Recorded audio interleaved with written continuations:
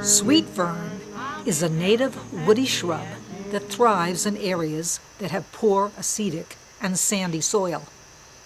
But it must be coming up in the world, since landscapers at Smith College have planted several specimens on campus.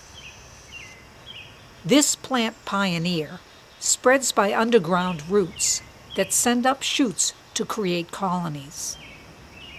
Its common name is an apt description of its appearance, but it's not a fern. It just looks like one. However, it does have a sweet smell. Touch the leaves to release their delicate fragrance. Or, on a hot summer day, bliss out on their heady aroma. Both male and female flowers grow on the same plant and appear in late April.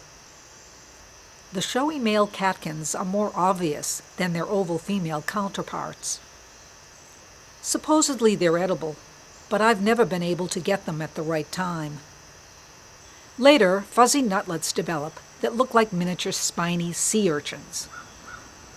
They can be eaten whole, but their taste is too strong for me. A better bet is to nibble on the small, glossy seeds inside. The leaves are the part I use the most. Many remain on the plant throughout the winter. Dried leaves make good tinder for outdoor fires. Throw them on the embers to help repel mosquitoes.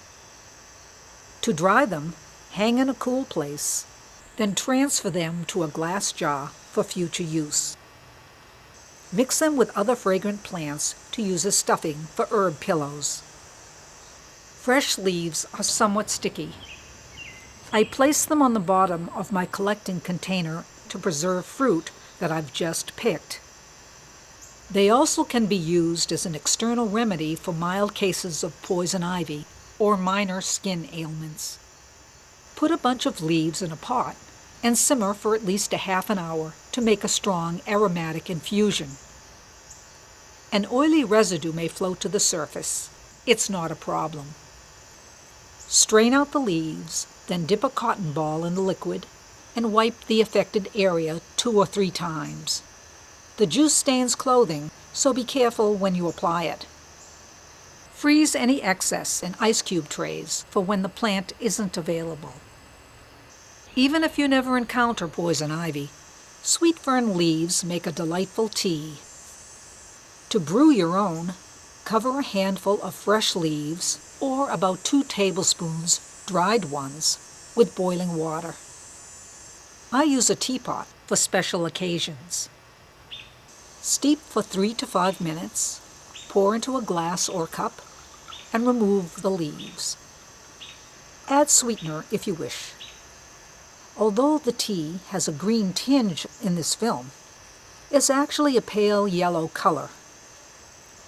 When you make it, you can add mint and or wintergreen leaves to enhance the flavor.